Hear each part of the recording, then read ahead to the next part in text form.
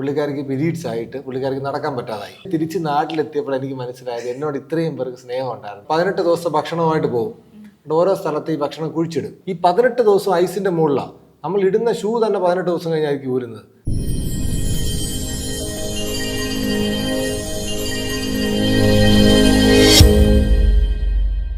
ഒരു മഞ്ഞുമല അല്ലെങ്കിൽ ഒരു കുന്ന് അറ്റ്ലീസ്റ്റ് 2 കിലോമീറ്റർ ഒന്ന് നടന്നു കഴിഞ്ഞാൽ കിതയ്ക്കുന്നവരാണ് നമ്മൾ ഒട്ടുമുക്കാൽ ആൾക്കാർ.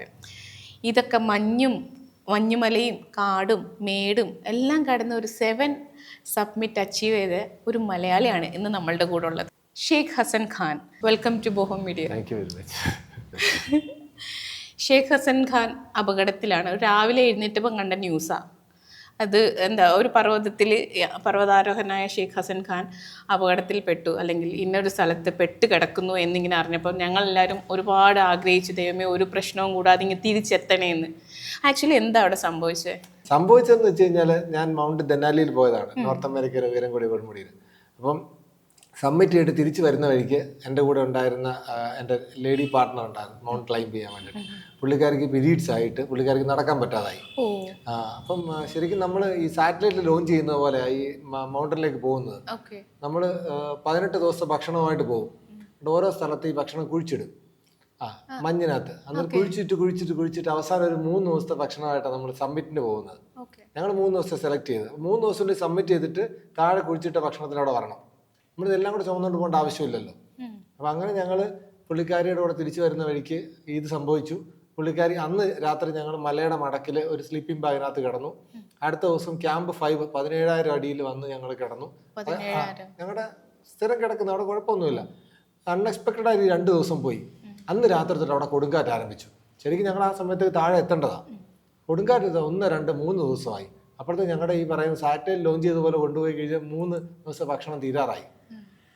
അപ്പോൾ ഒരു ചെറിയ പാനിക്ക് വന്നു. കാരണം ഭക്ഷണം ഇല്ലെങ്കിലും നമുക്ക് ജീവിക്കാം, വെള്ളം കുടിച്ചാണല്ലോ. പക്ഷേ ഈ കൂടെ വന്ന പുള്ളിക്കാരിക്ക് വയ്യാതായതുകൊണ്ട് പുള്ളിക്കാരി 3 ദിവസമായിട്ട് ഭക്ഷണവും കഴിക്കുന്നില്ല, ബാത്റൂമിലും പോകുന്നില്ല, 3 ദിവസം ഉറങ്ങുന്നുമില്ല. ഒരു ഭ്രാന്ത് പിടിച്ച അവസ്ഥയാണ്. ഈ ദനാലി എന്ന് പറഞ്ഞ പർവ്വതത്തിൽ രാത്രിയില്ല. നമ്മൾ പോകുമ്പോൾ 24 മണിക്കൂറും പകൽ മാത്രമേ ഉള്ളൂ. ഒന്നാമത് ഉറങ്ങാൻ പറ്റത്തില്ല, സൂര്യൻ ഇങ്ങനെ ഉദിച്ച് നിൽക്കുക 24 മണിക്കൂർ. ആ സമയത്ത് 1 മണിക്കൂർ പോലും കണ്ണടക്കുന്നില്ലെന്ന് പറയുമ്പോൾ അത് എന്തോ പ്രശ്നമുണ്ടെന്ന് മനസ്സിലായി. അപ്പോൾ ആ ഒരു അവസ്ഥയിലാണ് ഞാൻ, എൻ്റെ കയ്യിൽ സാറ്റലൈറ്റ് ഫോൺ ഉണ്ടായിരുന്നു, അത് വെച്ചിട്ട് ഒരു 10 പേരെ വിളിക്കാൻ ശ്രമിച്ചു. ഈ വിളിക്കുന്നവരാരും എടുക്കുന്നില്ല, കാരണം ഇതൊരു സ്പാം കോളായിട്ടാണ് പോകുന്നത്. ഞാൻ നമ്പർ ആർക്കും കൊടുത്ത് ഷെയർ ചെയ്തിട്ടില്ലായിരുന്നു. പിന്നെ നമുക്കറിയാവുന്ന ഒരു സുഹൃത്ത് ഹാഷ്മിയെ വിളിച്ചു. ഹാഷ്മിക്ക് ക്ലിയർ ആയിട്ട് കിട്ടിയില്ല. 24 ന്യൂസിൽ ഹാഷ്മിയെ വിളിച്ചു, എൻ്റെ റിലേറ്റീവാണ്. അദ്ദേഹത്തെ വിളിച്ചു. അപ്പോൾ അദ്ദേഹം എടാ നീ എനിക്ക് മെസ്സേജ് ചെയ്യാൻ പറഞ്ഞു. അപ്പം ഞാൻ മെസ്സേജ് അയച്ചു, ഇതുപോലെ ഞങ്ങൾ ഇത്ര ഉയരത്തിലാണ്, പിന്നെ ഇവിടെ കാറ്റടിച്ചുകൊണ്ടിരിക്കുകയാണ്, ഞങ്ങളുടെ ഭക്ഷണം തീർന്നുകൊണ്ടിരിക്കുകയാണ്, പ്രാർത്ഥിക്കണം എന്ന് പറഞ്ഞ് മെസ്സേജ് അയച്ചു. ഇത് അയച്ചിട്ട് രാത്രി അപ്പം തന്നെ ഓഫ് ചെയ്തു സാറ്റലൈറ്റ് ഫോൺ. കാരണം ഇത് കണ്ടിന്യൂസ് ഓൺ ചെയ്ത് വെച്ചാൽ ചാർജ് പോകും. മെയിനായിട്ട് ഇത് SOS വിടാൻ വേണ്ടിയിട്ട് നമ്മൾ യൂസ് ചെയ്യുന്നത്. എന്തെങ്കിലും എമർജൻസിക്ക് വേണ്ടി നമ്മുടെ കോർഡിനേറ്റ്സ് അടുത്തുള്ള സ്ഥലത്തേക്ക് വിടാൻ വേണ്ടിയാണ്. അപ്പം ഇത് ഫുൾ ടൈം ഓൺ ചെയ്ത് വെച്ച് കഴിഞ്ഞാൽ ഇത് സംഭവിക്കും, തീർന്നു. പിന്നെ നമുക്ക് എന്തെങ്കിലും അപകടത്തിൽപ്പെട്ടാൽ SOS വിടാൻ പറ്റത്തില്ല. അപ്പോൾ ആഷ്മിക്ക് മെസ്സേജ് അയച്ച് ഞങ്ങൾ കിടന്ന് ഉറങ്ങി. രാവിലെ എന്ന് പറഞ്ഞ സമയമില്ല, നമ്മൾ ഉറങ്ങി കണ്ണ് തുറന്ന് എഴുന്നേറ്റപ്പോഴത്തേന് 2 റേഞ്ചർമാർ ഞങ്ങളുടെ ഇതിൻ്റെ പുറത്ത് വന്നു, ടെൻറ്റിൻ്റെ പുറത്ത്. അവിടെ ഈ ദനാലി നാഷണൽ പാർക്ക് എന്ന് പറഞ്ഞാൽ അമേരിക്കയിലെ 3ാമത്തെ വലിയ നാഷണൽ പാർക്കാണ്. അപ്പോൾ അവിടെ ഓരോ ക്യാമ്പിലും റേഞ്ചർമാരുണ്ട്. ചില ക്യാമ്പിലില്ല. 5th ക്യാമ്പിൽ ഞങ്ങൾ ചെന്നപ്പോൾ റേഞ്ചർമാരില്ലായിരുന്നു. അപ്പോൾ ഞങ്ങൾ ഇന്ത്യൻ കോൺസുലേറ്റിൽ നിന്ന് കോൾ വന്നിട്ട് ഇവർ ഞങ്ങളെ അന്വേഷിച്ച് വന്നു. ഞാൻ വന്നിട്ട് ഞങ്ങളോട് ഇതുപോലെ എന്താണ് പ്രശ്നങ്ങളൊക്കെ അന്വേഷിച്ചു. അപ്പോൾ പുള്ളിക്കാരുടെ കാര്യം പറഞ്ഞു. പുള്ളിക്കാർക്ക് ഭക്ഷണവും കുറച്ച് ഡീഹൈഡ്രേഷൻ മാറാൻ ടാബ്ലറ്റൊക്കെ കൊടുത്തു. ഇത് ഞങ്ങൾ അന്നും അവിടെ റെസ്റ്റ് ചെയ്തു. നെക്സ്റ്റ് ഡേ കാറ്റ് കുറഞ്ഞു. കാരണം കാറ്റടിക്കുമ്പോൾ നമുക്ക് ഇറങ്ങി വരാൻ പറ്റത്തില്ല. നമ്മൾ പല സമയം റിഡ്ജസിൽ കൂടെ നമ്മൾ യാത്ര ചെയ്യുന്നത്. റിഡ്ജസ് എന്ന് പറഞ്ഞാൽ ഇതുപോലെ ഉള്ള ഷാർപ്പ് എൻഡിൽ കൂടെ യാത്ര. ചിലപ്പോൾ ഒരു കാലം വെക്കാനുള്ള സ്ഥലം അവിടെ കാണത്തുള്ളൂ. നമ്മൾ ഈ 15 കിലോ ഒക്കെ ബാഗ് ഇട്ടുകൊണ്ടായിരിക്കും നടക്കുന്നത്. അപ്പോൾ കാറ്റടിക്കുമ്പോൾ നമ്മൾ ചിലപ്പോൾ വീഴാനുള്ള സാധ്യതയുണ്ട്. കാറ്റ് പൂർണ്ണമായിട്ട് മാറാതെ അത് ക്രോസ് ചെയ്യാൻ പറ്റത്തില്ല. പിന്നെ ഈ 3 ദിവസം കഴിഞ്ഞപ്പോൾ കാറ്റ് കുറഞ്ഞപ്പോൾ ഞങ്ങൾ പതുക്കെ ക്യാമ്പ് 4-ലെത്തി. അതൊരു സേഫ് ക്യാമ്പാണ്. അവിടുന്ന് പ്രശ്നം വെച്ച് കഴിഞ്ഞാൽ ഞങ്ങളെ ബേസ് ക്യാമ്പിലാണ് കൊണ്ടുവിടുന്ന വിമാനം. അവിടെ തന്നെ തിരിച്ച് നമ്മൾ നടന്നെത്തണം, എന്നാൽ മാത്രമേ തിരിച്ച് വിമാനം കിട്ടത്തുള്ളൂ. നമ്മൾ മരിക്കുവോ അല്ലെങ്കിൽ മരണതുല്യമായിട്ടുള്ളൊരു കാരണമോ ഇല്ലാതെ ഇവർ ഹെലികോപ്റ്റർ ഒന്ന് റെസ്ക്യൂ ചെയ്യത്തില്ല. എൻ്റെ കൂടെയുള്ള പുള്ളിക്കാർ ക്യാമ്പ് 5-ലെത്തിയപ്പം ക്യാമ്പ് 5 തിരിച്ച് ഞങ്ങളെത്തി. തിരിച്ച് യാത്ര ചെയ്യാൻ താഴോട്ട് പോകുമ്പോൾ അപ്പോൾ പുള്ളിക്കാർക്ക് നടക്കാൻ പോയി, എഴുന്നേറ്റ് കാലിങ്ങനെ വിറയ്ക്കുക. അവിടുത്തെ റേഞ്ചറിനോട് പോയി പറഞ്ഞു, എനിക്ക് നടക്കാൻ പറ്റത്തില്ല, എനിക്കൊരു ഹെലികോപ്റ്റർ അറേഞ്ച് ചെയ്ത് തരാമെന്ന് ചോദിച്ചു. അപ്പം ഞാൻ ചുമ്മാ ചോദിച്ചിട്ട് കാര്യമില്ല, ഇവിടെ അങ്ങനെ ഹെലികോപ്റ്റർ വരത്തില്ല. അപ്പം റേഞ്ചർ പറഞ്ഞു, നിങ്ങൾക്ക് ഒരു കാല് വെക്കാൻ പറ്റുമെന്ന് പറഞ്ഞു. മറ്റേ കാലം ഫ്രണ്ട് വെക്കാൻ പറ്റുമോ? അത് ഇങ്ങനെ നടന്നു പോയാൽ മതിയെന്ന്. പുള്ളിക്കാരി സീരിയസ് ആയിട്ട് പുള്ളിക്കാരിക്ക് നടക്കാൻ വയ്യ. ആ പുള്ളിക്കാരി ഞാൻ 5 ദിവസം കൊണ്ട് നടത്തിച്ചാണ് പുള്ളിക്കാരി ബേസ് ക്യാമ്പിൽ എത്തിച്ചത്. അത് എൻ്റെ ലൈഫിൽ തന്നെ എനിക്ക് ഭയങ്കര ലേണിംഗ് ആയിരുന്നു. കാരണം നമ്മൾ വിചാരിക്കും നമ്മളിപ്പോൾ ഇന്ത്യയിലായിരുന്നെങ്കിൽ എന്ത് പറഞ്ഞാലും ഏതെങ്കിലും രാഷ്ട്രീയക്കാരെ സ്വാധീനിച്ച് അവിടെ ഹെലികോപ്റ്റർ വരുത്തിച്ചേനെ. നമ്മൾ അങ്ങനെ ചെയ്യും. കാരണം ഈ പുള്ളിക്കാരിക്ക് തമിഴ്നാട്ടിൽ നല്ല കോണ്ടാക്ട്സ് ഉള്ള മിനിസ്റ്റർമാരായിട്ടൊക്കെ. പക്ഷെ ഇത് അമേരിക്ക എന്ന് പറഞ്ഞ രാജ്യത്തിന്റെ ആ ഒരു മൗണ്ടന്റെ പ്രത്യേകത അഡ്വഞ്ചറിന്റെ അങ്ങേ അറ്റമാണ്. അവിടെ കിടന്ന് മരിച്ചാൽ മാത്രമേ ഞാൻ പറഞ്ഞില്ലേ ഹെലികോപ്റ്റർ നിങ്ങൾ എസ്കേപ്പ് ആകത്തുള്ളൂ, അല്ലെങ്കിൽ മുറിക്കാലോ കയ്യോ മുറിച്ച് കളയുന്ന അവസ്ഥ പറഞ്ഞു. അപ്പോൾ ആ ഒരു പർവ്വതം ആയതുകൊണ്ട് അവിടെ ഒന്നും വരുത്തരുത് എനിക്കറിയാമായിരുന്നു. എന്നിട്ട് പുള്ളിക്കാരൻ നടന്ന് പല കോർണേഴ്സിലും പല ഡേഞ്ചറസ് സ്ഥലത്തെത്തുമ്പോൾ കുത്തിയിരുന്ന് കരയും.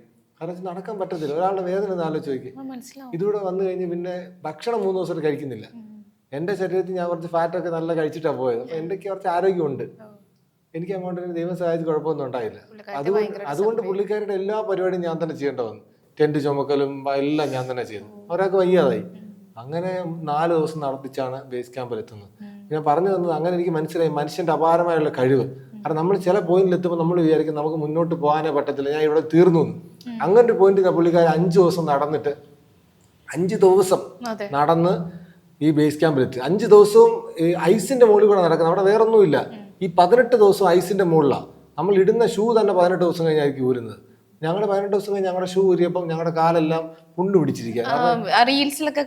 കാരണം വെച്ചാൽ കാലിൽ തട്ടി അവിടെ ഇവിടെയൊക്കെ തട്ടുന്ന സ്ഥലമൊക്കെ മുറിഞ്ഞ് അത് ഉണങ്ങത്തുമില്ല. അത് എനിക്ക് തന്നെ ഒരു ലേണിംഗ് ആയിരുന്നു ശരിക്കും പറഞ്ഞ എക്സ്പെഡീഷൻ. ഹാഷ്മിക്ക് ഒരു മെസ്സേജ് ഒന്നും പറഞ്ഞ ഒരു സാറ്റലൈറ്റ് ഫോൺ എന്ന്. ആക്ച്വലി സാറ്റലൈറ്റ് ഫോൺ എന്ന് പറയുന്ന സാധനം എന്താണെന്ന് എനിക്കറിയില്ല കേട്ടോ. സാറ്റലൈറ്റ് ഫോൺ എന്ന് പറഞ്ഞാൽ നമ്മള് മൊബൈൽ ഫോൺ പോലെ തന്നെ ഇത് ഡയറക്റ്റ് സാറ്റലൈറ്റുമായിട്ടാണ് കമ്മ്യൂണിക്കേറ്റ് ചെയ്യുന്നത്. സാറ്റലൈറ്റ് ഇങ്ങനെ ഭൂമിക്ക് ചുറ്റും കിടന്ന് കറങ്ങിക്കൊണ്ടിരിക്കുകയല്ലേ 24 മണിക്കൂർ. അപ്പൊ നമ്മൾ വിളിക്കുമ്പോൾ ഏതെങ്കിലും ഒരു സാറ്റലൈറ്റിൽ ഇത് കണക്ട് ആവും. എന്നിട്ട് നമുക്കിത് ലോകത്തിലെ ഏത് കോണിലേക്കും വിളിക്കാം, ഇന്ത്യയിലേക്കും വിളിക്കാം. പക്ഷേ പ്രശ്നം എന്ന് വെച്ചാൽ ഇന്ത്യയിൽ നമുക്ക് ഈ സാറ്റലൈറ്റ് ഫോൺ യൂസ് ചെയ്യാൻ പറ്റത്തില്ല. ഇന്ത്യയിൽ നിയമവിരുദ്ധമാണ് നമ്മൾ സാറ്റലൈറ്റ് ഫോൺ കയ്യെ വെക്കുന്നത്. സാറ്റലൈറ്റ് ഫോണോ അല്ലെങ്കിൽ സാറ്റലൈറ്റ് വഴി കമ്മ്യൂണിക്കേറ്റ് ചെയ്യുന്ന ഒരു ഡിവൈസോ കയ്യെ വെക്കുന്നത് നിയമവിരുദ്ധമാണ്. അന്ന് ഡൽഹി എയർപോർട്ടിലാണെന്ന് തോന്നുന്നു ഒരു ലേഡി, വിദേശ ലേഡി വന്നപ്പോൾ അവരെ പോലീസ് പിടിക്കുകയൊക്കെ ചെയ്തായിരുന്നു. അപ്പൊ നമുക്ക് സ്വന്തമായിട്ട് മേടിച്ച് കയ്യെ വെക്കാൻ പറ്റത്തില്ല. അപ്പൊ അമേരിക്ക പോലുള്ള സ്ഥലത്ത് പോകുമ്പോൾ നമ്മളിത് വാടകയ്ക്ക് എടുക്കുക ചെയ്യുന്നത്. $250-300 കൊടുത്ത് വാടകയ്ക്ക് എടുക്കുക ചെയ്യുന്നത്. നമ്മുടെ ഓണർഷിപ്പിൽ അപ്പം പറ്റില്ല. ഇന്ത്യയിൽ പറ്റില്ല. പുറത്ത് ഓൺ ചെയ്യാൻ പറ്റുമോ? ഓൺ ചെയ്യാം. പക്ഷെ പുറത്തുനിന്ന് ഇങ്ങോട്ട് ഇന്ത്യക്ക് കൊണ്ടുവരാൻ പറ്റത്തില്ല. പുറത്ത് വീടുള്ളവർക്ക് പിന്നെ അവിടെ വേണേ വെക്കാനും ഇന്ത്യയിലോട്ട് കൊണ്ടുവരാൻ പറ്റത്തില്ല. പക്ഷേ വിദേശത്തെ ആൾക്കാരെന്ന് വെച്ച് കഴിഞ്ഞാൽ ഈ സാറ്റലൈറ്റ് ഉപയോഗിക്കുന്ന സാറ്റലൈറ്റ് ഫോൺ അല്ലാതെ ഇൻറീച്ച് എന്ന് പറഞ്ഞ വേറെ ഡിവൈസ് ഉണ്ട്. ആ ഡിവൈസ് പലർക്കും സ്വന്തമായിട്ടുണ്ട്, ട്രക്കർമാർക്ക്. അപ്പൊ അവർ ഈ സാധനം ഓൺ ചെയ്ത് വെച്ചിട്ട് ലോകത്തിന്റെ ഏത് കോണിൽ പോയി കഴിഞ്ഞാലും വീട്ടിൽ ഇരിക്കുന്നവർക്കോ സുഹൃത്തുക്കളോ ട്രാക്ക് ചെയ്യാൻ പറ്റും, ഇന്നടുത്താണെന്ന് മനസ്സിലാക്കാൻ പറ്റും. പക്ഷെ നമുക്കത് മേടിക്കാൻ പറ്റാത്തത് കൊണ്ടും നമുക്കത് ഇന്ത്യയിൽ യൂസ് ചെയ്യാൻ പറ്റാത്തത് കൊണ്ടും ഒരു ഡിഫിക്കൽട്ടി ഉണ്ട്. അപ്പോൾ ഈ സാറ്റലൈറ്റ് ഫോണിന്റെ പ്രത്യേകത നമുക്ക് എപ്പോൾ വേണമെങ്കിലും ആരെ വേണമെങ്കിലും വിളിക്കാം. മാത്രമല്ല ഇതിനകത്ത് മെസ്സേജ് വായിക്കാൻ പറ്റും. ഞാൻ മിക്കവാറും ഏതെങ്കിലുമൊക്കെ മൗണ്ടനിൽ പോകുമ്പോൾ സാറ്റലൈറ്റ് ഫോൺ ഹയർ ചെയ്യാറുണ്ട്. ഈ എല്ലാ എന്താ പറയുക മീഡിയകളിലും ചർച്ചാ വിഷയം ആയിരുന്നത് കൊണ്ടാണ് ഈ ഹാഷ്മിയാണ് സ്റ്റാർട്ട് ചെയ്തത് അല്ലേ. ഹാഷ്മിയുടെ ഒരു കറക്റ്റ് സമയത്ത് ഒരു പോയിന്റിലുള്ള ഒരു എന്താ പറയുക ഇൻട്രാക്ഷനാണ് ഇപ്പം ഇങ്ങനെ ഫ്രണ്ടിൽ വന്നിരിക്കാൻ ഒരു അവസ്ഥ ഉണ്ടായെന്ന് വിശ്വസിക്കുന്നു അല്ലേ? വിശ്വസിക്കുന്നു പറഞ്ഞാല് ഞാൻ ആ മെസ്സേജ് അയച്ചത് നമ്മളിപ്പം അങ്ങനൊരു സിറ്റുവേഷൻ വന്നു. 3 ദിവസത്തോടെ കണ്ടിന്യൂസ് ആയിട്ടും കാറ്റടിച്ചായിരുന്നു ഞങ്ങൾക്ക് എന്തെങ്കിലുമൊക്കെ പറ്റിയേനെ. ഞാൻ ഒറ്റയ്ക്കായിരുന്നു, ഞാൻ ഒരിക്കലും മെസ്സേജ് അയക്കത്തില്ല. എനിക്ക് അങ്ങനെ കഴിഞ്ഞ 2023 പോയപ്പോൾ ഉണ്ടായിട്ടുണ്ട്. 4 ദിവസം കൊടുങ്കാറ്റിൽ ഞാൻ പെട്ടിട്ടുണ്ട്. ഞാനും എൻ്റെ ഫ്രണ്ടും ഞങ്ങൾ ഒരു ടെൻറ്റിനകത്ത് തന്നെ 4 ദിവസം പുറത്തിറങ്ങാതെ താമസിച്ചിട്ടുണ്ട്. കൂടെയുള്ള പെൺകുട്ടിയാണ്. അവരെന്നെ വിശ്വസിച്ചാണ് തമിഴ്നാട്ടിൽ നിന്ന് അവർ വലിയ കൂട്ടമായിട്ട് വന്നിട്ട് എന്നെ ഏൽപ്പിച്ചിട്ട് പോയത്. അപ്പം ഞാൻ ഒറ്റയ്ക്കായിരുന്നു, ഞാൻ മെസ്സേജ് അയക്കത്തില്ലായിരുന്നു. പുള്ളിക്കാരി ഉള്ളതുകൊണ്ട് മാത്രമല്ല ആരെങ്കിലും ചോദിക്കത്തില്ലേ എന്തെങ്കിലും പ്രശ്നം പറ്റിക്കാൻ ചോദിക്കും, ആ സാധനം നിന്റെ ഉണ്ടല്ലോ എടുത്തൊന്ന് കറക്കരുതായിരുന്നു ചോദിക്കത്തില്ലേ. ആ ഒരു ഇതുകൊണ്ട് മാത്രം ഞാൻ മെസ്സേജ് അയച്ചത്. കാരണം അവിടെ കൊടുങ്കാറ്റ് ഉണ്ടായി കഴിഞ്ഞു കഴിഞ്ഞാൽ അത് അടങ്ങുമ്പോഴേ നമുക്ക് പോകാൻ പറ്റത്തുള്ളൂ. എന്ത് പറഞ്ഞു കഴിഞ്ഞാൽ അടങ്ങി കഴിഞ്ഞപ്പോൾ ഞങ്ങൾ ഇറങ്ങി. പക്ഷേ ഇന്ത്യ ഗവൺമെന്റ് ഭയങ്കര രീതിയിൽ ഇടപെട്ടു. നമ്മൾ വിചാരിക്കുന്നതിനപ്പുറത്തെ രീതിയിൽ ഭയങ്കരമായിട്ട് കോൾസ് വന്നു. താഴോട്ട് ഇറങ്ങുമ്പോഴൊക്കെ റേഞ്ചർമാർ ചോദിക്കുന്നില്ല നിങ്ങൾ ആരാണ്, നീ നാട്ടുകാരൊക്കെ വിളിച്ചുകൊണ്ടിരിക്കുക. കാരണം എൻ്റെ ഒരു ഫ്രണ്ട് ഉണ്ട്, വിഷ്ണു ഗോപാൽ എന്നുണ്ട്, അമേരിക്കയിലാണ്. അവന് 10-15 വർഷമായിട്ട് അമേരിക്കയിലുണ്ട്. 2023 പോയപ്പോൾ അവൻ്റെ വീട്ടിലാണ് താമസിച്ചത്, കൊളറാഡോയിൽ. അവൻ ഈ റേഞ്ചർമാരെ ഡയറക്റ്റ് വിളിച്ച് 24 മണിക്കൂർ വിളിച്ചുകൊണ്ടിരിക്കുകയാണ്.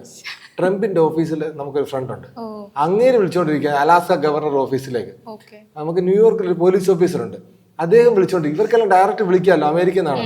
മാത്രമല്ല CM-ന്റെ കത്ത് പോകുന്നു, അവർ വിളിക്കുന്നു. അങ്ങനെ എല്ലാവരും കൂടെ വിളിച്ച് റേഞ്ചർമാർക്ക് ഇനി എന്നെ അവിടെ കാലുകുത്താൻ സമ്മതിക്കുമെന്ന് എനിക്ക് പേടിയാണ്. ഈ വീണ്ടും പർവ്വതത്തിൽ പോകണമെന്നുണ്ട്. അത്രയ്ക്ക് എനിക്ക് ഇഷ്ടമാണ് ദെനാലി എന്ന് പറയുന്നത്.